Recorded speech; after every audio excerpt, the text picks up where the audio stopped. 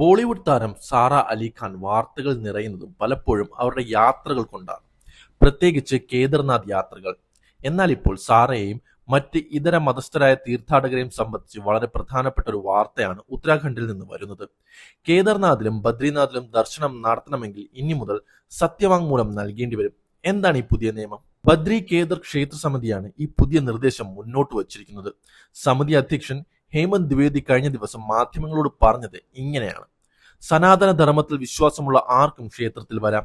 എന്നാൽ ഇതര മതസ്ഥരായ ആളുകൾ ദർശനം നടത്തണമെങ്കിൽ തങ്ങൾ സനാതന ധർമ്മത്തിൽ വിശ്വസിക്കുന്നുവെന്നും ഹിന്ദുത്വത്തിൽ വിശ്വാസമുണ്ടെന്നും രേഖാമൂലം എഴുതി നൽകണം. അതായത് അമുസ്ലിമുകളോ മറ്റു മതസ്ഥരോ ആയ ആളുകൾ ക്ഷേത്രത്തിനുള്ളിൽ പ്രവേശിച്ച് പ്രാർത്ഥന നടത്തണമെങ്കിൽ അവർക്ക് ഹിന്ദു ധർമ്മത്തിൽ വിശ്വാസമുണ്ടെന്ന് സാക്ഷ്യപ്പെടുത്തുന്ന ഒരു സത്യവാങ്മൂലം സമർപ്പിക്കേണ്ടി വരും. ക്ഷേത്രത്തിന്റെ പവിത്രതയും ആചാരങ്ങളും സംരക്ഷിക്കുന്നതിന്റെ ഭാഗമായാണ് ഈ നീക്കമെന്ന് അധികൃതർ പറയുന്നു. എന്തുകൊണ്ടാണ് ഈ വിഷയത്തിൽ സാറ അലി ഖാന്റെ പേര് ഉയർന്നു വന്നത്? നമുക്കറിയാം, തന്റെ ആദ്യ ചിത്രമായ കേദർനാഥ് മുതൽ ആ മണ്ണുമായി വലിയൊരു ആത്മബന്ധം സാറയ്ക്കുണ്ട്.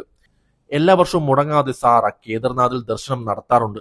ഇതിന്റെ ചിത്രങ്ങൾ സോഷ്യൽ മീഡിയയിൽ പങ്കുവെക്കുമ്പോൾ പലപ്പോഴും വലിയ രീതിയിലുള്ള സൈബർ ആക്രമണങ്ങളും താരം നേരിടാറുണ്ട്.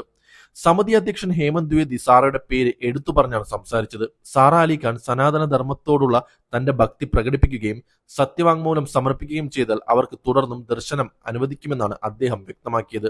അതായത് ഒരു സെലിബ്രിറ്റി എന്ന പരിഗണനയല്ല, മറിച്ച് വിശ്വാസത്തിനാണ് പ്രാധാന്യം നൽകുന്നതെന്ന് ചുരുക്കം.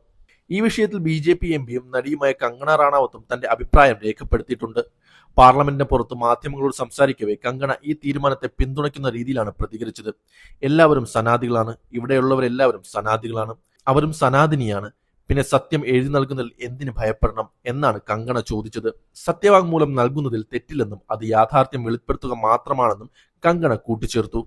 ക്ഷേത്രങ്ങളിലെ വിശ്വാസവും ആചാരങ്ങളും സംരക്ഷിക്കപ്പെടണം എന്ന വാദഗതി ഒരു വശത്തും, വിശ്വാസം എന്നത് വ്യക്തിപരമായ ഒന്നാണെന്ന വാദം മറുവശത്തും സജീവമാണ്.